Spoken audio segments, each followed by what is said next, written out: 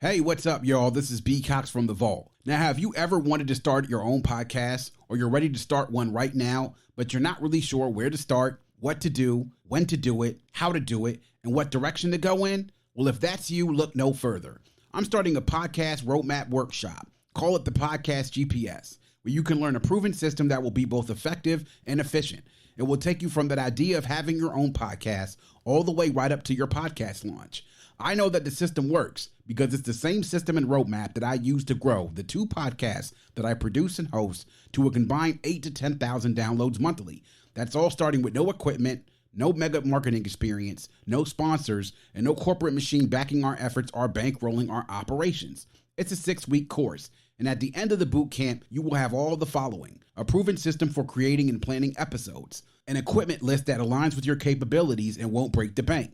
You'll understand what an RSS feed is and where to host your podcast.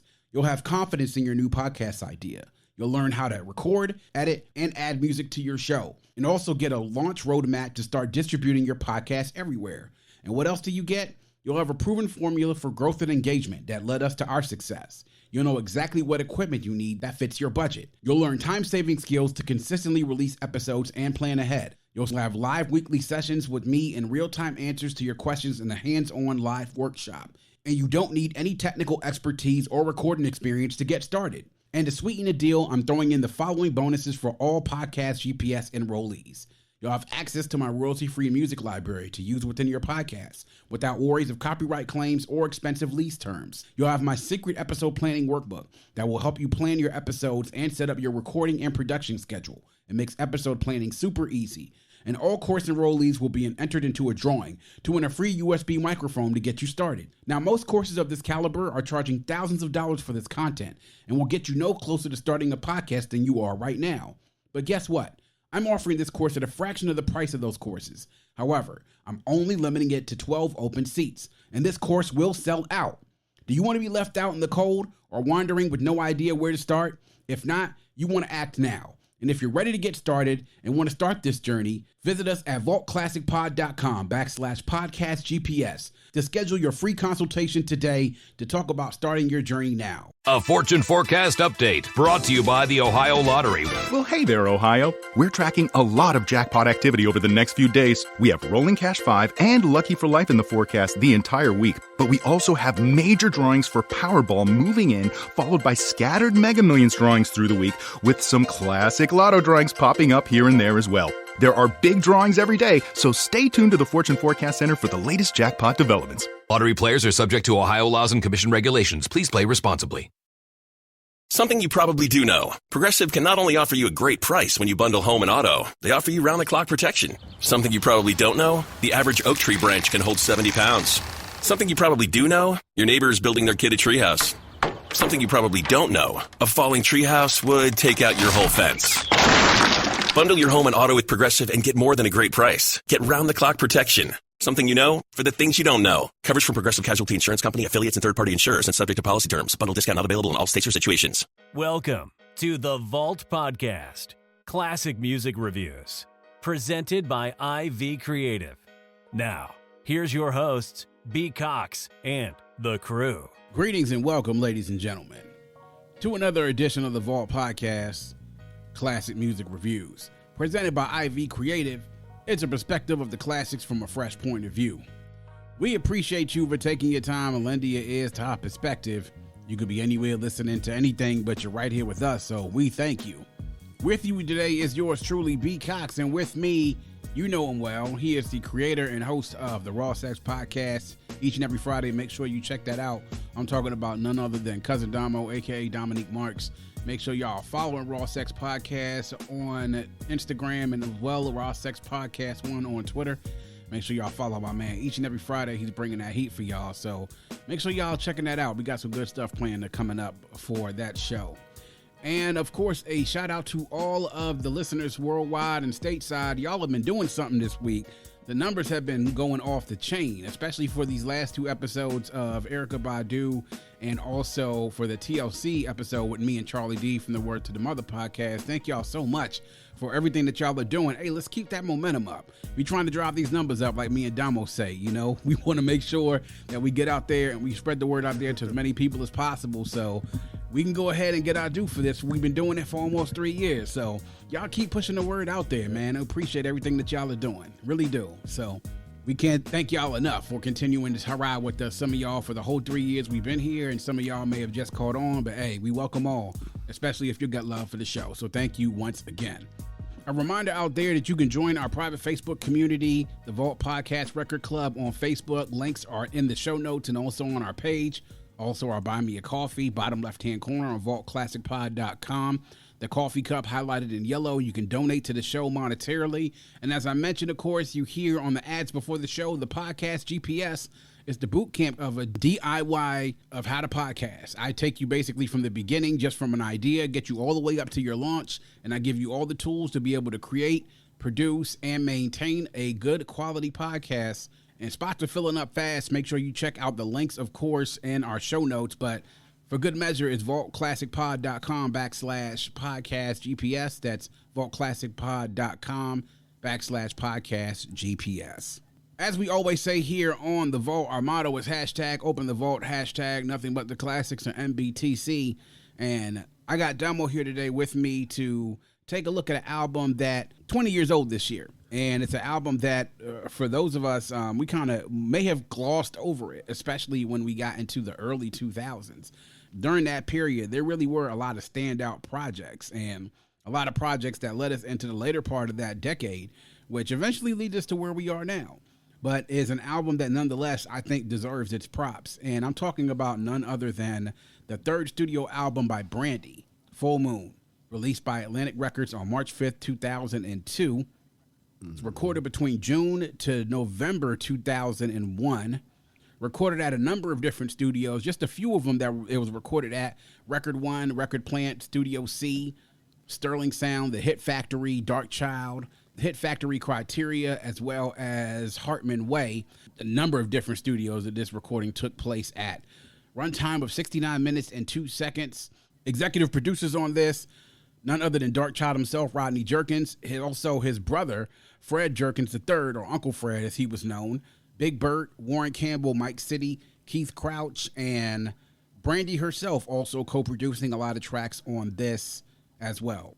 3 singles from Full Moon: What About Us, released in January of 2002, the Full Moon title track released in April 2002, and in the fall of 2002 was He Is, the third and final single. So, Domo, Full Moon by Brandy, we actually meant to record this earlier in our schedule, but I had a couple of things that I wanted to make sure that I got out there, including the last episode, which is the latest one that you heard before this one, which is documenting the 25-year anniversary of the death of Biggie. So, we wanted to make sure we covered this one, and I got Domo on to talk about this. But 20 years since Full Moon, Domo, I wanted to make sure we got on and talked about this. And it's wild because I remember when this came out, and I've been reading a lot about this album. Like, the thing about with Brandy's discography and her catalog is that some people will sort of remember her early career, you know, to remember the first album, Brandy, remember the Never Say Never, which, I mean, speaks for itself. People will talk about some of her later ones as well, but I think this is the one that kind of sits right in the middle. And in doing my research about this, it really kind of blows me away to think about the type of people that listened to this album and were influenced and also inspired by it. And then also to figure out what inspired this album in the first place. But, you know, we'll sort of get into that in just a second. But to talk about some of the background. Go ahead. Was Full Moon her breakup with Quentin Richardson? Yeah, I don't know if it was her breakup. I think it might have been around that time when she broke up with him. Because then during Full Moon, she was actually pregnant with her daughter. So I know that not too long after Full Moon came out, she had her daughter that June or July. But she did also, in between this album, which was this and right after Never Say Never, she actually had a nervous breakdown in November of 1999. Mm-hmm. So, you know, she said to say she had a failed relationship, said that she experienced emotional abuse during this time. She said she needed to rejuvenate, get her creative juices flowing, and really get to be able to balance it out with some of the things that she was feeling at that time. So she got back into the studio. She did have that 4-year period in between Never Say Never and recording this album. And she went through some things, and you can definitely tell it by listening to it, you know? Yeah. Yeah. You can tell by listening to this and also reading so many of the different things as far as like who was inspired by this album and what this album was inspired by. Now, a quick little tidbit about the recording of this album. Now, after Rodney Jerkins first worked with Brandy on Never Say Never, in between then, obviously, he worked with a lot of different people. And some of the folks that he worked with in between, he worked with Black. He also worked with, I believe, Michael Jackson on Invincible. And he said he was inspired by the vocals that Brandy had on this song, on this album, and also his experience being over in the clubs in Europe, the electro music, dance music, as far as him being able to produce for this album. So they linked back up and did another one. And this, to me, I think is, you know, kind of hits right on the spot. Sort of like the same thing of what they were looking to do when they were linked up first with Never Say Never. So I just wanted to give a little bit of a background on that. But we're going to go ahead and get into it, Damo, and get it kicked off right now. First thoughts and reflections. So I'll kick it to you, Damo. Your first thoughts on when you listened to Full Moon, what you thought about it when you first heard it, and then your thoughts on listening to it this past week, what you think now. Well, 2002, I'm just about to become a man, age-wise. Well, I'm already there. I think I was in the Navy, 02, 01, I went to the Navy. Yeah, so I was in 02. I think I was in Florida. I was in Pensacola, Florida then when this joint came out. And my cousin called me talking about, did you get that Brandy album? I was like, nah. And that chick said, go check that joint out. So I remember going to the BX, grabbing the album. And I was like, oh, all right, Brandy doing her thing on here. I was like, all right. I said, yeah, this show is all right. I used to have that joint rocking in my room. You know, the girls downstairs were like, yo, what the hell are you playing up there? I was like, oh, Brandy. Yeah. You know, so I was in love with I had me a little chick I was in love with then. So, you know, it was a couple of little songs. I'm worth it, baby. We too far from each other. Right, so she was like, well, you're stupid. I'm like, yeah, for real though. But I'm going back, listening to it. This is probably, I would say this Full Moon album is probably one of her albums that I do go back to the most. So I would say this is probably one of my favorite albums of hers. Yeah. Now, she came out with that B7, last year, 2 years ago? That joint was all right. That joint was was on a low burner, for real, on a low, but nobody didn't really talk about it like that. But that joint was, Yeah, man. This album came out when I was actually at Morgan, and I was getting ready to finish up my sophomore year and getting ready to go home for the summer. And so this joint came out with Brandy, and of course, you know, you listen to the music, the first singles come out, you listen to it, you watch the videos and everything. But then, you know, my sister was a big fan of Brandy, and so I remember she got the CD, and she came home for that summer as well for a little bit, and she came home and dubbed that joint for me. And I listened to it, and I'm just sitting there like, okay. So, first thing that knocked me off the break was just the Darkchild, his production, and then like just seeing some of the beats, you know what I'm saying? Like the drum patterns and the bass lines and everything kind of blew me away. And then of course her voice, you know, kind of like I saw that she was doing some different things with her voice too as well. Like I was noticing she kind of followed up with what she was doing on Never Say Never, but the things she was doing on this, I was just like, okay, like this is wild. And then to me, I thought even back then that it was a good balance on it. Like, you know, you had your slow, some ballad songs, like some soul songs on there, but then you had a lot of up-tempo stuff too. So when I was reading this, that Rodney got inspired by this by going over and listening to stuff in Europe in the dance clubs, I'm like, okay, this makes sense now. This is where he's getting this influence from, because you hear that in the drum patterns and some of the synths that he used and the, you know, and the bass lines and everything else. I'm just like, okay, this reminds me of some, like what the type of music they make over there. Blown away though, because this is the album that many folks, when Brandy's nickname that we all know now, the Vocal Bible, this is where that nickname came from. And it's because of what she did with the vocal arrangements and doing like the background vocals, most of them by herself, you know, doing like all the different vocal arrangements in the background vocals. And really is something that is really inspired a lot of R&B singers. Some of the folks that followed right behind her, folks like Chris Brown, people like Luke James. Luke James says that it's a blueprint for how R&B's in the 2000s was made after that, which is wild when you think about that. Someone like Melanie Fiona, India Arie, Keisha Sante have all said that the vocal work in this album all inspired them when they wrote, produced, or sung Sean Garrett as well. Sean Garrett even collaborated with Brandy on one of her later albums, with Fall in Love. It's crazy, like listening to it back then. And even now this past week, listening to it, I'm just like, yeah. See, this is the reason why singers, when singers talk about Brandy, like fans, some of the fans might forget about her. Like I even remember during that versus they had with Brandy and Monica, right? I was so blown away how so many people were quick to jump on Monica, team Monica, team Monica, team this. And I'm like, yo, like y'all disrespectful as shit. Like, do y'all know who we talking about here? Like, this is Brandy we talking about. That's what I said. I said, man, Monica can't tie Brandy's shoes when it comes to the vocals. Yeah, exactly. Right. All Monica does is yell. All she does is yell. Right. When she hollering, yeah, she can sing a little bit, but singing ain't just about hollering. Yeah. It ain't just about hollering. So I'm like, y'all disrespectful, man. And then like when you talk to singers, and not just like professional singers, I'm talking about people that sing for real. They'll tell you that how official Brandy is. Dang. Yeah, exactly. So, yeah, man. So that was really, I was blown away by it. And I thought it was a really good follow-up. And considering some of the things that we heard about that she went through in regards to, breakups and then stuff getting ready to have a child, it kind of really, I think, influenced her writing on this. Because she co-wrote, I think, no less than about 6 songs on here. And she had a hand in producing a lot of this, too. And I think she learned a lot after working with Rodney on Never Say Never to really be inspired by her life experiences and also seeing the way he gave her the creative sort of agency to work with her vocals on stacking her vocals, like the way she stacked her vocals on this. Crazy, man.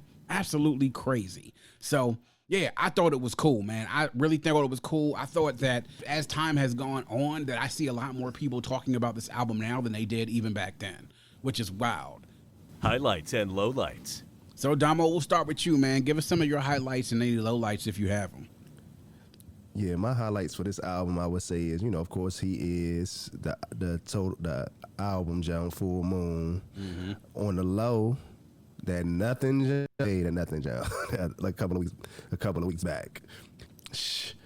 When You Touch Me, but hey, yeah, I said that's the joke you put on the playlist. Like back in the day, put that joke on the playlist. Let that joke do what it do. Like if she don't know what's going on when she come in there, then hey, you might as well go ahead and abort mission. We try to set the mood right with this joke right here. Yeah. So this joke right here, if she like, oh, what's this on for? Oh yeah, we ain't about to crack. Go ahead, you go ahead, go home. Hey, no lie, exactly. Yeah. Yeah. But then like my low light would be, it ain't really of a low light. It's just that I don't think it's the sound of anybody. I think that sound like more like Timberland and Aaliyah. See, I wrote that down. See, we thinking alike. Yeah, I hear you. Yeah. It's like it does feel a little bit. It's a low light, but it's not. Yeah, it's a low light, but it's just that the low light to it is that I don't feel like it's her. Yeah, exactly. It feels like you're trying to like do you're something. Trying to ride a wave. Yeah, like you're trying to do something that's not really yours and don't belong to you, and it don't really sound right with you doing it. Exactly. Yeah. I got you. True. A fortune forecast update brought to you by the Ohio Lottery. Well, hey there, Ohio. We're tracking a lot of jackpot activity over the next few days. We have Rolling Cash 5 and Lucky for Life in the forecast the entire week. But we also have major drawings for Powerball moving in, followed by scattered Mega Millions drawings through the week, with some classic lotto drawings popping up here and there as well. There are big drawings every day, so stay tuned to the Fortune Forecast Center for the latest jackpot developments. Lottery players are subject to Ohio laws and commission regulations. Please play responsibly. So my highlights, obviously to me, like I love the duality of this album, the slow songs and the ballads, and then the up-tempo stuff. Like obviously I love, the up-tempo stuff that you hear, stuff like your songs like All in Me and, What About Us, obviously, and then Can We, and then a song like Even Apart or It's Not Worth It, like I love being able to hear that. Like, no lie. Did you know that on It's Not Worth It, that very faintly some background vocals are by none other than Michael Jackson? No, I bet you didn't know that. Yeah, neither did I until I that. started researching this shit, dog. No know that. lie. And the reason being is because Michael Jackson was recording some of Invincible, working with Rodney, at the same time that Brandy was recording this joint. And so Rated R&B had an article talking about how when they said that in one studio, it would be Michael recording and then she'd be in another studio recording while Rodney was going back and forth. That's crazy, ain't it? That's wild, man. Crazy. That's wild. So, but then like you get into like the slow songs, like you mentioned, When You Touch Me. I mean, and then like just the feeling, just the feeling of that song, and then when you and then to follow it up with like this.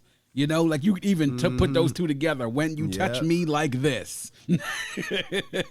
I mean, really Brandy at her best. But then, you know, a song like He Is, you said like nothing on the low is a banger. It is exceptional. Yeah, but then when you get into like the later songs, when the album starts to close out and those last few tracks, hearing a track like, you know, Come a Little Closer, Love Wouldn't Count Me Out, like really those songs emotionally, like be able to like the it wasn't more so like electronically like influenced, it was more so acoustic. You felt like the pianos and the strings and all those like instruments that really convey that type of emotion that you got out of those tracks. And then the last track, hey man, yeah, if you going through it, through a relationship, and once you get to nothing, it's over with. You have your breakdown. Once you get to nothing and go all the way to if you haven't cried over the relationship being shaky, from that point to the end, you gonna be in there like, why you doing me? Yeah, exactly. You're gonna be in there going through it, man, because those last few tracks, that last third of the album will get you there. You know what I mean? That will get you there. And then to close the album out with the PM Dawn remake for Die Without You. You know what I'm saying? We all remember that joint growing up. And it showed on the second straight album, she was willing to close her album out on a remake, on a popular remake. Because many folks may remember this on Never Say Never. The last song she did, and the U.S. version of it, was the remake of Bryan Adams' Anything I Do For You. So, you know, and she did this with another classic 80s, early 90s remake of Die Without You by PM Dawn, man. And that actually also features Ray J, by the way, too. So, family affair once again. But I love the fact that there are slow tracks on here, and you have the, you know, the When You Touch Me's and the Like This and the Nothings and the Come a Little Closers, and then you back that up with the up-tempo stuff that gets you moving, like the All in Me's and the Can We's and the Aparts and It's Not Worth It. But then, you know, I do have to agree with you on Anybody. It does really sound like a... And I thought Rodney would be like above this, because, you know, I kind of feel like Rodney and Timbo kind of have a similar sort of background when it comes to what they do with drums. But I felt like it was kind of a Timbo ripoff, though. You know what I mean? Like, that was the one thing I kind of was disappointed with in the album, is that I felt like she was trying to do a little bit like what they were trying to recreate what Timbo was doing with Aaliyah. And it was like, no, but... Y'all got to do y'all thing. Y'all can't do their thing, you know. So so do what you do best. Blow us away with blow us away with your vocals, and Rodney give us that production that we know and we love, you know. So so that's the only thing the one thing, if I had to nitpick, just like what you said, if I had to nitpick, it would have to definitely be Anybody. But for the most part, though, this joint is wow. It really is something that when you go back and listen to it after all these years, it's just like, man, goodness, like to think about all the things that she was going through, and the things that, you know, she wanted to take a role in writing this and helping to produce it, and the fact that Rodney gave her the freedom to be like, yo, vocally do this, like, you know what I'm saying, go ahead and feel free to do like what it is you want to do vocally, like stack those vocals, do these arrangements this way, like. And the fact that she did that, and people listened to it afterwards, and folks was like, yo, whatever she did on that shit, that's what the fuck I need to do on my music. And that's when you start talking about like impact and legacy and influence. Like, that's when you start getting to the whole makings of a classic, when people are starting to point back like, yo, I listened to her album, and this made me want to do my album and my music this way from here on out. So, yeah, it's crazy, man. It's crazy. It really is. But no, that's the only thing I'd have to nitpick. If it was anything, it would have to be Anybody. But other than that, though, man, from track one all the way down to the end track is just like, you know, really just amazing work. Vocal work was great. Production on this was great, man. You could tell the writing was good. The writing had definitely some emotion and feel to it. And like I said, you get to that last third of it, if you ain't going through it by then, you're going to go through it in some respect. Yeah, bro. Man, oh man. Yeah, exactly. The great thing that I love about what Brandy does is that even now, like when she debuted in '94, she can still blow. Like, that's what's crazy about it, ain't it? Like, I remember watching that show Queens. I know you watched a little bit of that joint. I watched the whole joint. Yeah, man, that joint Queens with her, Eve, Notori Downton, and Nadine Velasquez with the rap group that they had. And it's sort of funny to see her like rap vocals because, you know, because I know somebody's writing those vocals for her. I don't know whether it's Cam or Jada or somebody's writing those lyrics for her, or Eve. I don't know, but you know it had to be one. It had to be one of them, or Remy. Yeah, it did. Or Remy. Yeah. So, but then to hear her sing on that joint too, it's just like, man, goodness, she still got it after all these years, bro. Like she's still out here blowing people away with that voice. Yeah, that voice is just still. I remember listening to her during the NFC Championship game. She did the national anthem, and we all know how hard of a song that is to sing. And if you can't really sing for real, you gonna fuck that joint up. You know what I'm saying? You gonna fuck that joint up. But she went in that joint and she blew it down like only she could. You know? And I was just like, damn, okay, Brandy, she still got it. 40-something years old. Still got it, voice-wise. When you listen to that B7 album, all that vocal work that she did on it, you be like, yo, hey, they still ain't fucking with her. Yeah, they still ain't fucking with her. Yeah. Like they're singing, and then there's top tier singing. Exactly. And Yeah, and that's why people, I say, man, the singers will tell you, ain't too many people messing around with what it is that she can do vocally. And the thing that she helped people inspire from this album, the stacking her vocals like that, like, yo, like, yeah, she did the majority of them background vocals, maybe had some help with a few of those tracks. Like I said, Michael Jackson did some stuff. Ray J on Die Without You came there to do some, but it's like, yo, come on, man. She's doing a majority of those background vocals, bro, and that's just insane, because not many artists have that ability to be able to do that vocally, to be able to stack your vocals like that. Just sound like it's different people singing, yo. So craziness. And 20-something years now after this album, she's still out there doing it and still is killing the game. So yeah. So now we're gonna get into it to close things out. Final verdict. All right, now, Domo. So we talked about it. Talked about Full Moon. Let us know what you think about it, man. Do you think it's a certified classic, borderline classic just in its time? Not a classic at all. And let us know 7 to 10. What are you rating it? 7, you don't feel that strongly about it. 10, you feel very strongly about it. I'm gonna go certified classic. Okay. 9 out of 10. Okay, 9 out of 10. Okay. I'm gonna go certified classic and go 9 out of 10 as well. It's funny because when you look at a lot of artists that come out, and she started when she was like 15 years old. You know, if younger, and now if not younger, because remember she was, you know, acting on Thea and all this other stuff like that, and she went through a lot of uncomfortable growth as an artist. But if you look at her as a singer, and any singer starting in the 90s, like how many had a run like hers from that first album to this joint? You talk about 3 album runs with Brandy, Never Say Never, and then Full Moon. Like, there ain't too many people you could talk about like solo singers that had a run with her for the first 3 albums. Like, it ain't that many artists, R&B artists. Period. Like, you know what? And I was just thinking about. It's funny you said that. I was just thinking about this the other day. I want to say like Thursday. I was listening to the Dream first 3 albums, and I thought the same. I said, man, who really had a run like 3 straight albums that's hit like this? Yeah. She's one of them. I mean, you think about it off the top, I'm thinking about right now, just off the first 3, Mary, obviously. You know, we're going to cover 2 of Mary's albums this year, both the debut, What's the 411, and Share My World. Aaliyah, obviously, her 3 only albums that were recorded live. The first joint, the 1 in a Million, and then the Aaliyah joint, which is the last one that came out. I mean, Mariah, she's had many different 3 album runs in her career, you know. But there's not many people out there that has and that have the albums that have that staying power, because we talk about any one of those 3 albums. We talk about this joint we just did, the Brandy original, the debut that came out, like classic cuts on there, classic albums, classic production, the Never Say Never, which we're going to cover that next year on The Vault, because that turns 25 next year. To talk about the legacy and influence that album alone had on so many different people. And then you get to this joint and then just see like the dexterity, you see the growth from teenage Brandy to just about, you know, adult teenage Brandy to now adult Brandy who's about to be a mother.